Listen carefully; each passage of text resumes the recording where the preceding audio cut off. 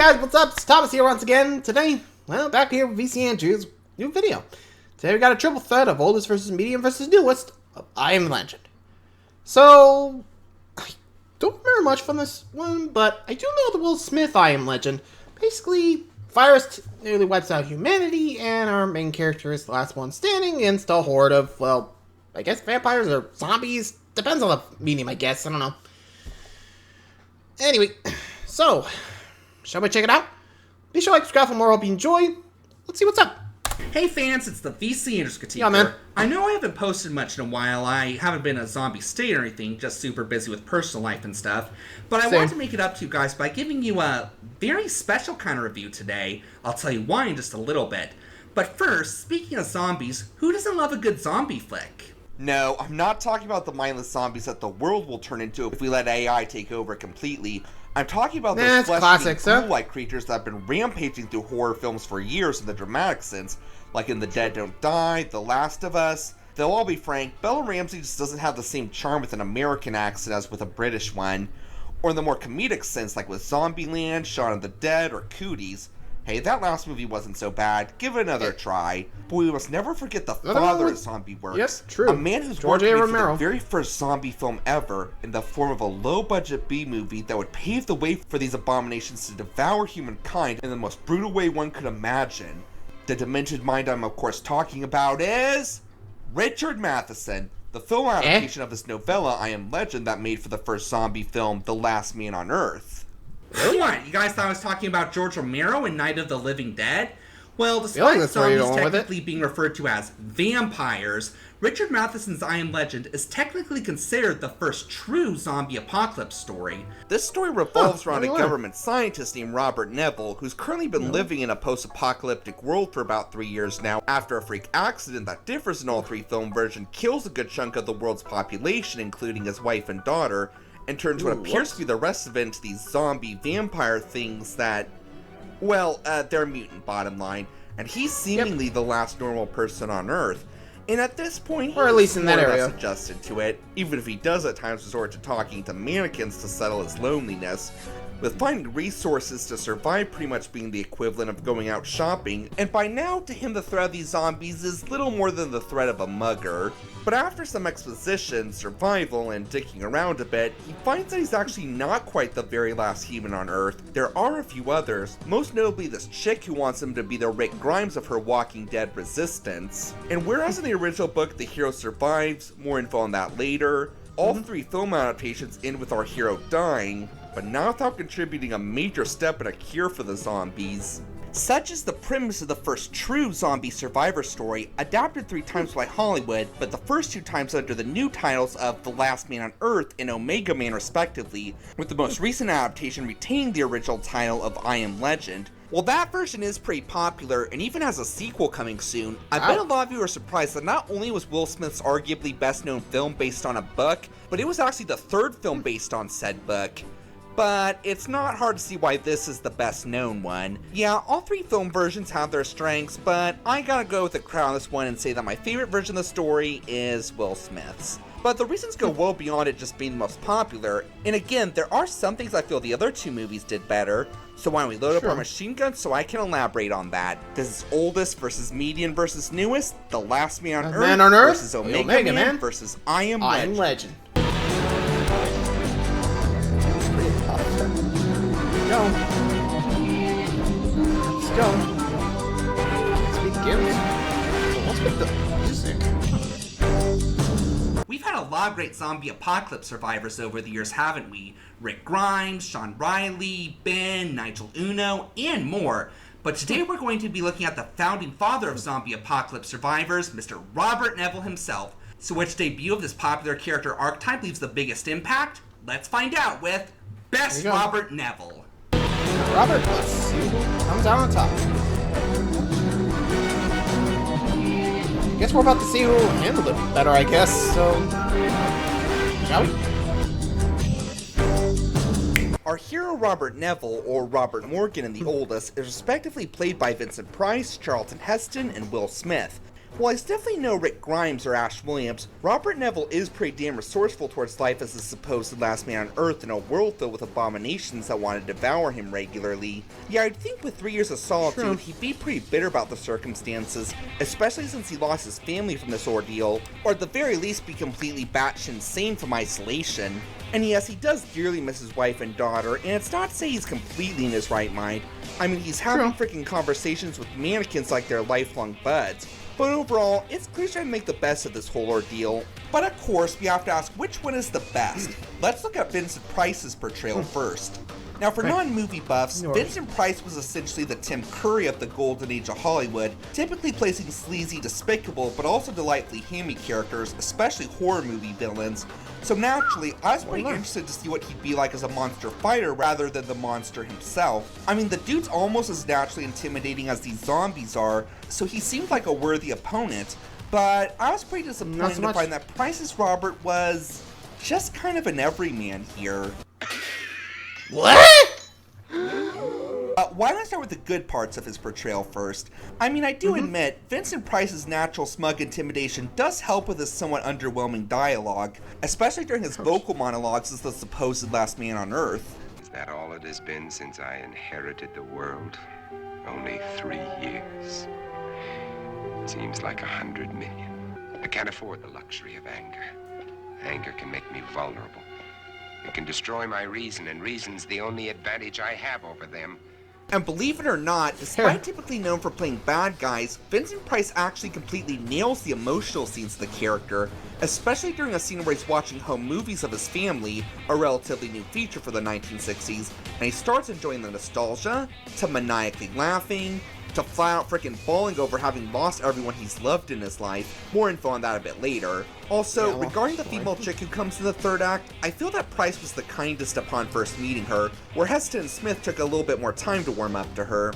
But that said... Well, let's be real. Like, if you've been alone for 3 years, your social skills are... dead. As much as the zombies, or in this case, vampires, or whatever you want to call them. So yeah, him being, like, hey, how you doing? Like, nicely, yeah, doesn't seem that realistic when you think of it like that, you know? Like, think about it. You've been talking to mannequins for years. Like, what do you think's gonna happen when you meet someone that actually responds to you back? Like, I'd be a little nervous too. Anyway. Ed, again, I'm sorry to speak unhighly of the golden age Hollywood Tim Curry, but I still just didn't find Price's character all that interesting of an apocalypse survivor. I think it goes without saying that it's not nearly as exciting to see him fight off these vampire zombie things with a hammer and stake instead of with a machine gun, traditional or not. But on top of that, he doesn't seem to be making the best of being the supposed last man on Earth like Heston or Smith. Heston took residence in a luxurious military mansion, living in the lap of luxury, well, as much in the lap of luxury as you can for an apocalyptic world, and gets to enjoy a private screening of his favorite movie each day, even if it's the same damn thing over and over. No, they sure don't make pictures like that anymore. Smith, meanwhile, plays golf on the wing of an Air Force plane, fishes in the water tank at the aquarium, and turns his living room into a private workout facility. Price spends his free time sitting at home drinking tea. Hell, he doesn't even talk to mannequins like in the other 2 versions. And this is just my opinion, but I didn't feel he was really much of a badass against the zombies either. I'm not saying that he doesn't have good reason to be scared, but almost every time he goes up against them, he looks like he's about to shit his pants. So yeah, not the ideal zombie fighter. But those heartfelt moments he had did still make a difference in the long run, and unfortunately, this is where Charlton Heston falls short. The biggest issue I have with him is, unlike Price or Smith, Heston never had a family that he lost to the zombie pandemic, at least none that we know of, nor a dog that he loses shortly before our hero meets the female lead. So the lack of grieving scenes do somewhat hamper the drama of the story. Smith not only had a family, but he clearly missed them every bit as much as Price missed his. Hell, we see him try and continue to live out his role as father to his dog Sam. No. Eat your vegetables. Don't just push them around. Eat them. I'm not playing. Okay. You're gonna eat your vegetables. We'll sit down here all night. What are you whining about? Why didn't you just eat your vegetables? Hey, all right, here's the deal. Look. You're gonna eat twice as many vegetables tomorrow night. All right? Yes, that's adorable, but still really sad, and you can tell this dude misses his daughter a lot. Now, I'm not saying that Heston's Robert was a jerk or anything. No, he easily has the best bond with the female lead, and he's fairly nice to the other survivors he encounters, even helping save the life of the female lead's son. But Smith just went a little more above and beyond, like taking the female lead's son to his late daughter's bedroom when he falls asleep. So I think you guys see where this is going. Where Price had the heartfelt emotion, and Heston had the charismatic action movie hero vibe, Smith not only had both, but I also feel he pulled both off the best. As Ash Williams-esque as Charlton Heston was, Will Smith at times felt like he could take on both Heston and Williams with just one hand. Just ask Chris Rock. Yeah, that's how much of an action badass this dude is. You can definitely see why he's been able to survive in such a dangerous world for over 3 years. Or Sass Vincent Price's when his canine companion kicks the bucket, you can tell it hit Will Smith a lot more. Don't worry about a thing, and every little thing is gonna be alright. Funny, I kind of figured Smith wasn't a fan of that song. It's also evident that the loss of his family has really hampered not only his faith in humanity, but also in God himself. Every single person that you or I has ever known is dead! Dead! There is no God. There is no God. When you hear how this dude lost his family in this version, you'll understand why he has such a downer mindset. So for best capturing the heartfelt emotion and action movie badassery of the character, Will Smith makes the best portrayal of the first zombie apocalypse survivor. Point goes to I Am Legend. Look, you're ill. You ought to see a doctor. You're full of crap. Dun, dun, dun, dun, dun, dun, dun, dun, can't touch this. Dun, dun, dun, dun, dun, dun, dun, dun, can't touch this. Hey, you're still not out of the water for the Oscars yet, Smith. Fair, but ouch. Legend takes the win here. But of course, a zombie apocalypse survivor is only as good as the zombies themselves. Or shall we check it out? Mutants, or vampires, or Gollum rejected CGI models. You know what, screw it. They look like zombies, act mostly like zombies, and this is a zombie apocalypse scenario. As far as I'm concerned, they're zombies. So which depiction, the first incarnation of these pop culture abominations, is the most threatening and memorable, if not necessarily scary, which you'll soon see in a bit. Let's find out with Best Zombies! There we go. Could be the Omega Man. I'm quite curious. I think it's between the Omega Man or I Am Legend. I don't know. Let's see. Out of all the different portrayals of the characters in each version, the zombies is probably the one that differs the most. So let's start with the ones I like the least, which as you may have already guessed, is an I Am Legend. Oh, yeah, the vast majority stuff. of filmgoers seem to agree that this version's biggest flaw is the zombies itself. And unfortunately, I gotta go with the crowd on this one. I will admit that it's kind of neat that animals are also vulnerable to the zombification in this version, which is relatively uncommon in zombie works, and this ultimately is why Robert has to pull an old Yeller on his canine companion. But first of all, the CGI used for them is pretty laughably bad, not just with the textures that look like Call of Duty prototype models at best, but also with their expressions. Yeah, 3/4 of the time, these things look more like they're pleasing themselves with necrophilia videos on Pornhub instead of like they want to devour you as slowly and painfully as possible. And just for the record, this movie had a freaking $150 million budget. Though, looking at Food Fight, I guess big budgets don't always guarantee high quality CGI. But I also feel that the zombies are a bit too animal-like in this version, not just in their behavior, but also in how they look.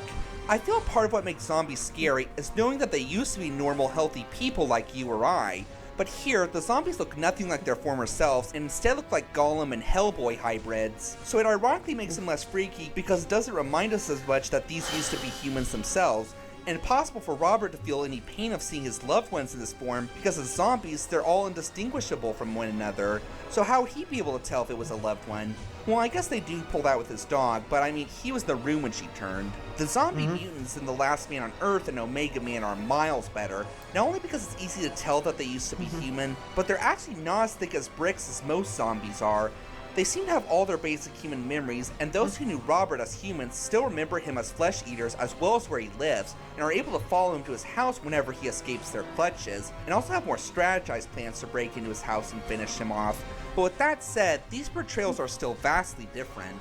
Whereas in The Last Man on Earth, the zombies are only averagely above the intelligence normal zombies, the zombies in Omega Man are actually depicted as still completely intelligent and self-aware as they were as humans, and who operate just like a cult who actually has a clear motive for wanting to rid the world of all remaining humans, rather than just out of feral instincts. See, in this version, it was ultimately warfare that led to the apocalypse. Basically, the Soviet Union launched warheads containing a virus into the state so that we wouldn't interfere with their war with China. Here's hoping Putin doesn't get inspired by this version. And the virus ultimately had an even more detrimental effect than they had anticipated.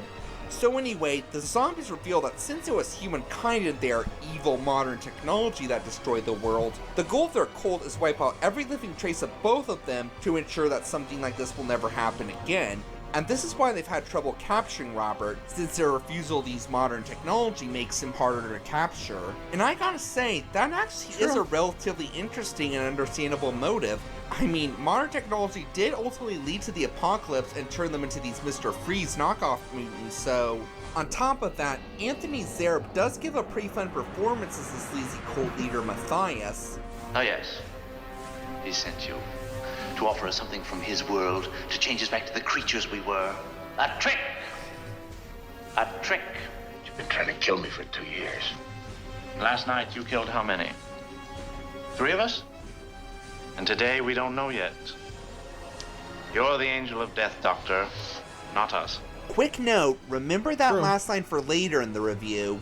Plus, in a cruel irony, he also happens to be the news reporter giving the world a scoop on the zombie pandemic. Kind of ironic how the one warning us of this threat eventually became the head of the threat itself. Now, if you're wondering about Robert's loved ones who wind up in the state, those are going to be for upcoming rounds. I know that's somewhat ironic that I favored the least zombie-like depictions in this adaptation, the first zombie work ever, but nonetheless, it is still really damn cool to see zombies with a motive other than mindless savagery. Only other time I think... And that actually is true. Like, when you think, like, of zombies, or, like, in real life, they're more like just brainwashed slaves. Like, they're still alive, just not dead. You know? I think what they did was put them into a death-like sweep, and the voodoo priest would raise them up, and be like, hey, I saved you, now you work for me, and owe a lifetime debt. And thus, zombies, from what I've heard in Haitian culture. I'm not too sure that's actually right, but I don't know.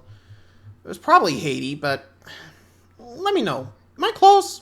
Anyway. I think I've seen that as with the senior citizen zombies in Kids Next Door. Plus, giving them full-on human intelligence does make them all the more dangerous. Even if it is harder for them to capture Robert since they refuse to use modern technology, they are not harmless by any means, and Robert still has to stay on his toes at all times to avoid them.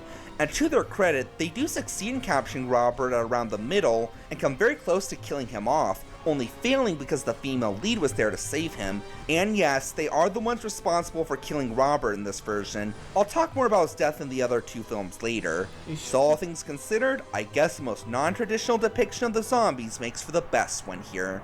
Point goes to Omega Man.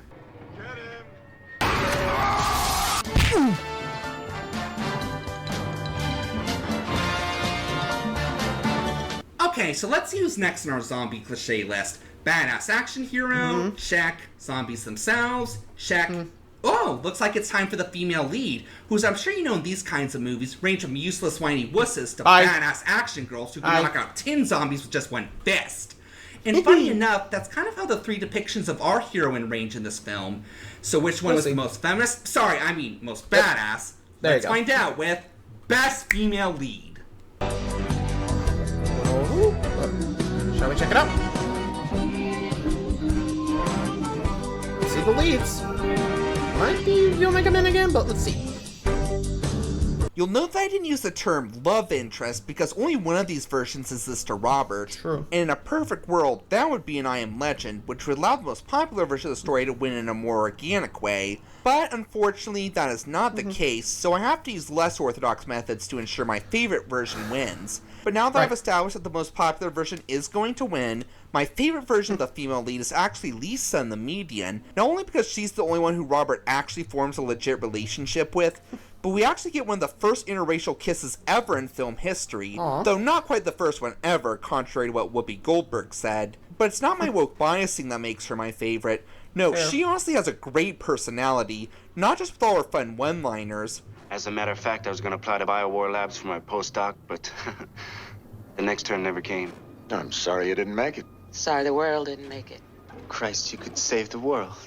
Screw the world. Let's save Richie. But she honestly may be even more of a badass than Heston or even Smith was. After she saves him from the zombies, she makes it clear that he has to earn her trust, and until then, there's no Miss Nice Girl from her. And if you just have to play James Bond, I'll bust your ass.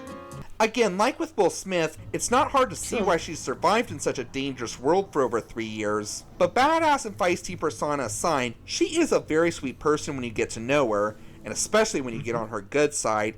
And it's clear she's worried sick about her son, and really is hoping that Robert's blood can be the answer to her seemingly unheard prayers. Oh yeah, something I forgot to mention is, part of why Robert's been able to survive for so long is that he's discovered through blood tests that he has an immunity to the disease. How is this possible? The only version that really explains this is the oldest, where Robert theorizes that a bat bite he got once helped him build up an immunity to the vampirification. Meh, better than nothing. In all three versions, Robert hopes that his blood can be used as a vaccine to treat the victims of the plague, and even better, maybe the zombies themselves. And he gives some of his blood to help a person, but it's a different person in each film, in this version it being her son. And it takes a little while, but it does work eventually, and the moment it does, these two are peas in a pod who honestly have such a cute connection with each other. You know, this may have been why they dropped Robert's family in this version. The romance between these two is so awesome, the writers may have felt that Robert would have looked like a jerk for falling for a whole nother woman so intensely. I still think they should have kept the family, though. The newest one, Anna, is still pretty likable, though, even if she's not as much of a badass as Lisa, although she does rescue Robert from the zombies in this version as well when the two first properly meet, not to mention makes him breakfast when he regains consciousness the next day. But she's likable because of how much of an optimist she is. Yeah, for a zombie apocalypse survivor, she still has quite a good outlook on the situation, and it's not in a way that feels overly sweet and not believable. She makes it clear that she still has faith that God is still with her through all this crazy shit that's happened, and once Robert comes back with her to that safe zone, the prayers of she and the other survivors will be answered. Something told me to turn on the radio. Something told me to come here. Oh, the world is quieter now. You just have to listen. If we listen, we can hear God's plan. And she's clearly just as protective of her son as Lisa was with hers. What about the one the oldest called Ruth? Well, even though the actress gives a great performance, Ruth's just kind of a sulky, whiny, entitled wuss. Sounds right. I'm able to sleep. Then you shout at me. You chased me across a field, hit me, dragged me to this house. Yeah, while it was hinted that there might have been feelings starting to develop between she and Robert in the newest, and there just wasn't time for them to expand on it, here, there's clearly no romantic connection between the two whatsoever. They're just amicable acquaintances, and that's all they ever will be. But what really sells it for me with Lisa is she becomes a zombie herself in her version, and it's pretty hard for Robert to see her like this. Yeah, she does get back to normal at the end, but sadly, Robert does not live to see it.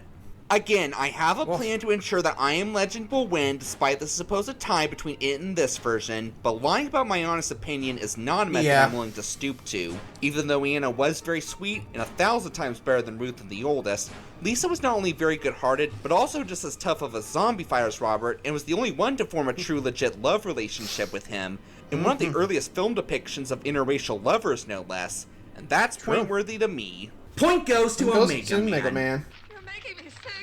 The world is quieter now.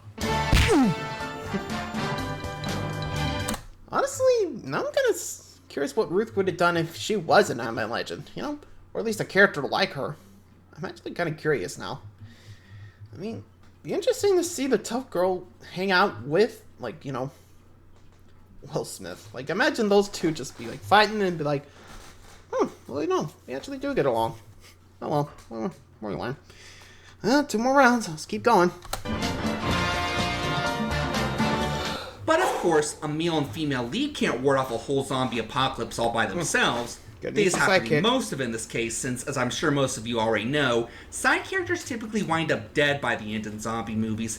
Hell, a lot of them are already dead at the start of the story in this case, but that doesn't mean they weren't supportive to Robert in other ways. So let's see who was more supportive with Best Supporting Cast. Here we go.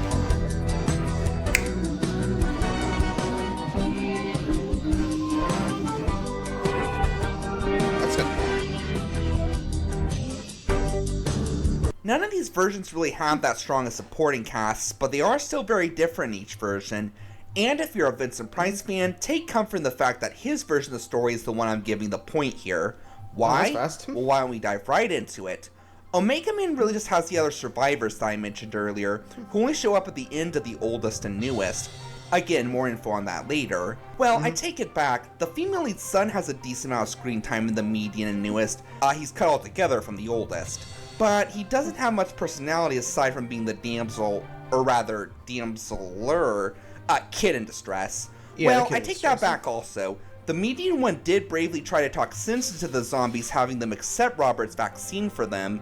It goes about as well as you'd expect, but that was still a pretty noble gesture. But as for the rest of the survivors, they really don't have much to offer. And a huge disadvantage it has is that it completely drops Robert's wife and daughter they lost at the beginning of the pandemic, and the dog they lost not long before meeting the female lead. And that sucks because both of their losses were pretty tragic in both movies, but were still fairly different. Why don't we look at Smith's backstory first? Right. Here, we get a montage in pieces throughout the first half of the film, kind of like what they were planning to do with Marlin's backstory in Finding Nemo originally. Here, Robert desperately tries to get his wife and daughter onto an evacuation helicopter with a big quarantine on Manhattan fast approaching.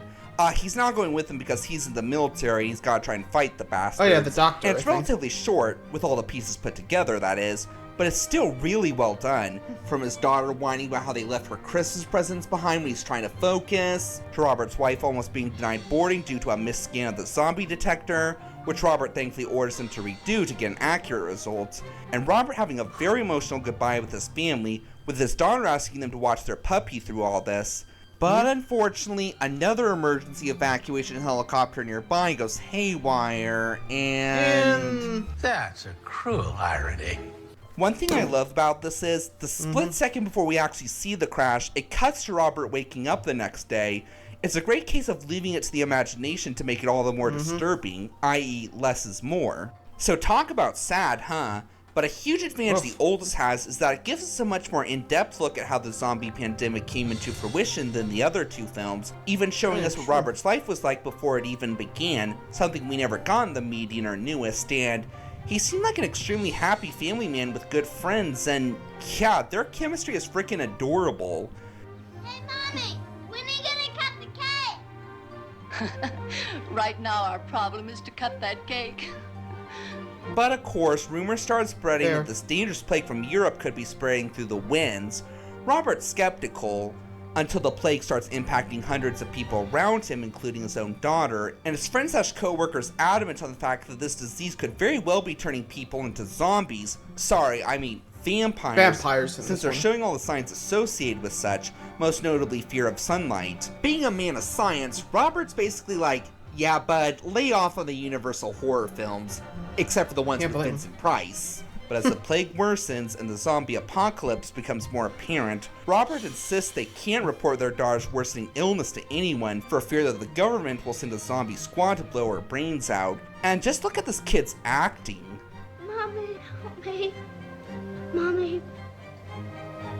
Mommy, please help me. And of course, she does.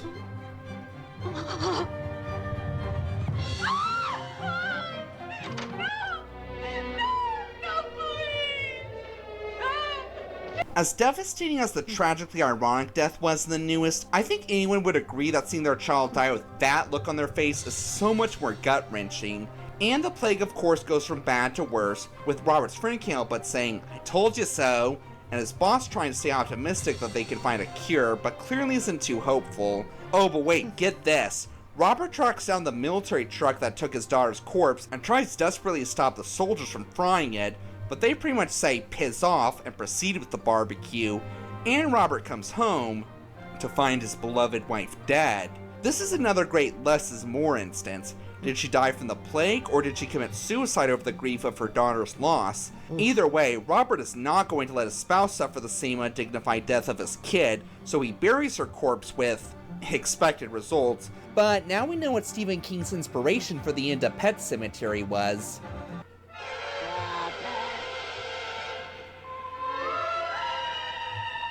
Yikes.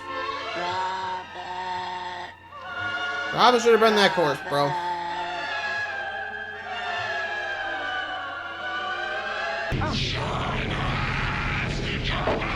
You'll note how I didn't include these shots of Robert's face during my mentioning of how he was a pansy in this version.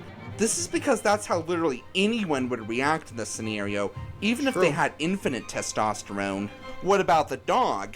Well, it's also kind of tough. The one, the newest Sam, may have a lot more screen time and the advantage of being connected with Robert before the pandemic hit, but I like how Robert actually has to win over the trust of the one, the oldest, and I feel that introducing her later in the game is more effective since Robert's probably been starving for a companion by now as much as the zombies are starving for his flesh. And even if the death scene is not quite as tragic as the newest, it's still pretty well done. Oh, and remember Robert's friend who warned him about what was to come? He ironically becomes the most prominent zombie in the film, and that cruel twist, plus giving the most amount of depth to his loved ones, makes their demises all the more sad, thus earning them the point on this round. Though I do wish the oldest had kept the female lead son. Point goes to the last man on Earth. You're hostile. This isn't up to you. You can't. Whoa! Jeez. And the last round, and Mega Man's actually in the lead and now. Now, ladies and gentlemen, we've reached the hive of this zombie horde. Which version, newest, best told the story of Will Smith version, the very first zombie apocalypse work, 2007 film, based on Richard Matheson's classic novella, I Am Legend. Here's a hint, I Am Legend. This is Story for the win. Is it? It's like more of a tie. Isn't it? Maybe I lost track, I don't know. Double check. Now I know what most of you are probably waiting for me to get to with the story, but for those of you not familiar with, well, certain director's cut, shall we say, we're going to start off with the final cut of each version. What could have been is for later. While the very basic story is the same in all three movies, they're executed in fairly different ways. In terms of which one was most faithful to Matheson's work, that for the most part would definitely be the oldest film, The Last Man on Earth, but as I've said too many times on my show to count, more faithful to the source material doesn't always make better, and unfortunately that is definitely the case here. See, since this was the beginning of the zombie apocalypse survivor genre, it hadn't yet established quite enough of what would make it so popular. Yeah, like I've said before, sure, that was more of a George A. Romero kind of deal. With a hammer and stake isn't nearly as exciting as fighting them off with a machine gun, and unfortunately, most of the action scenes the oldest seem to amount to this and just wrestling with the zombies and using a mirror since they're technically vampires. But even then, isn't the deal with vampires and mirrors just that they can't see their reflection in mirrors? How's that supposed to harm them? Yeah, even for the time, the writing was a little, well, confused, shall we say? Yeah, as much as I love Richard Matheson, like I've said in the past, his adaptations have tended to improve what he wrote. Like in this version and in the original novel, it's just a virus that's zombifying the world. We don't know where it came from or even why it turns people into zombies. All we know is that it's a disease. That's pretty boring, to be honest. And while the idea of nuclear warfare being what caused the plague of the median is definitely better, it's still relatively cliched. I mean, how many films have we not already seen where the zombie or monster was the result of warfare? The newest film is definitely more creative, where it keeps the idea of it being a virus that zombifies most of the population, but with an interesting twist. We learned that an ambitious middle-aged scientist named Dr. Alice Crippen, played by Emma Thompson, supposedly discovered a way to genetically re-engineer the measles to cure cancer, and at first it seemed to work like a charm. But it was discovered after 10,009 people had received the vaccine that it actually either killed its recipients or turned them into zombies. Now, isn't that so much more creative? A supposedly freaking cure for cancer ended up essentially spelling out doomsday for the world. Also, how could you possibly re-engineer the measles in such an embarrassingly botched way? The irony of this scenario may be tragic, but it's also freaking hilarious here. The news not only expands on this, but also makes the action scenes so much more engaging. Speaking of action, that's kind of an issue I have with Omega Man. Although the action scenes are much better there than in The Last Man on Earth, there's surprisingly not that many of them. While I love the multiple different ways it expands on the story here, like giving the zombies an actual cult-like motive instead of just savagery, having Robert actually get to go to the safe zone in this version, and most notably, having him form a romance with the female lead, but there's relatively few scenes with the machine gun or even legit peril, and unfortunately, that's a no-can-do for a zombie film in my book. And these kinds of films, you need at least 50% of it blasting these creatures' brains out with machine guns or even just battling dangers in general, and this film has about 20 to 25% of that, maybe? Even if the action scenes in Last Man on Earth left something to be desired, there's still a decent amount of them, plus a sense of peril. It really does suck. Because had the action scenes been just as many as good in Omega Man, I might have given the story point to that version, even if it was against the crowd's popular opinion. The expansion really was that good. But I'm sorry, you simply can't do a zombie film with this few scenes of action and peril. And like I've said before, the newest version ups the emotional scenes to the max as well. Like if that scene where Robert is singing "Every Little Thing Is Gonna Be Alright" to his dying dog / single solitary companion and the world doesn't have you bawling, I don't think anything will. Hell, just look how Robert dies in this version.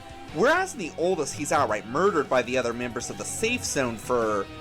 I fear that Robert might kill those of them who might potentially be infected. I don't really get it either. Or in the median, he's killed by the zombies themselves.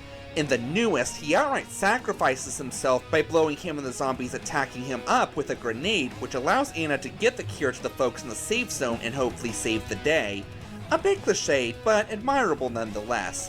Okay, so what's my big plan to ensure the newest version is victorious? Well, I'm not going to do what I did with my Murder on the Orient Express review and give the victory on account of it winning the best story round. No, I can't do that again, that's just too biased. No, I thought of a way that's much more fair and square. Like I said before, while none of these adaptations keep the original book's ending, the newest version intended to, or at least Robert's realization from it, before it was scrapped after negative test screenings. And it could very well be the most famous alternate ending in film history, that or Little Shop of Horrors. Either way, it's definitely, well, legendary. So the zombies are banging against the glass like in the final cut, seemingly to tear him to shreds. But one of them makes a butterfly-like drawing in the glass froth, and Robert remembers that the test zombie he's been experimenting on also has a butterfly-shaped tattoo. And then the epiphany of epiphanies hits him harder than he hit Chris Rock at the Oscars. Sorry, I couldn't resist. You done now? He realizes that the zombies are actually here to rescue their friend. And to them, he's the monster, and he kind of is in actuality. I mean, he did essentially kidnap her and use her as a lab rat. Basically, he is indeed a legend to the zombies, but not in the good way. So, he knows he has to set things right and sets the female zombie free. The zombie after him gives him an approving look, and he and his herd depart. In guilt, Robert decides to go back with Anna to the safe zone after all and let these creatures live in peace. And all this leaves one question that we'll never know the answer to. What tasteless morons did they get to do the test screening of this movie? Seriously, what other zombie story has ever basically said, hey, let's look at things from their perspective for a change? Doesn't that just rack your brain with a shit ton of moral and ethical questions to consider now? And no, Matthias flat spelling this for Robert in the median doesn't count because, one, it's not as impressive he didn't figure it out on his own, and two, Robert basically brushes it off and doesn't take it to heart at all. It's pretty impressive how Robert was able to figure this out with the least sentient depiction of the zombies. Now that's what I call an ending. But the ending they settled for was still decent in my opinion, and a much more dignified death for Robert than in the other two versions. And again, it overall had the best action, emotion, and creativity with its story. And on account of that, and having arguably the greatest and most thought-provoking alternate ending in movie history, I'm giving it double points for the story round, thus securing its very rightful place as the winner. Point and victory go to I Am Legend, the best depiction of the very first zombie apocalypse survivor story. Why not? Puffing You up. are discarded. Dun, dun, dun, dun, dun, dun, dun, dun, can't touch this. Dun, dun, dun, dun, Again? dun, dun, dun, can't touch this. Hey, come on guys, it's not like there's many funnier scenes in that movie. Harsh but accurate, I guess. And there it goes, double points in the story round, which... fair enough, I guess with the ending itself, both endings were a little bit better in a way. So I can't go against it. That's pretty incredible. Actually smart, you know? And honestly, I gotta look up the I Am Legend 2. I feel like they might just go with that alternate ending. Like, I can't remember. Did people actually like the alternate ending more than what we got in the theaters? I'm gonna have to look that up because I'm curious now. If you guys know, let me know. But anyway, till next time, see ya.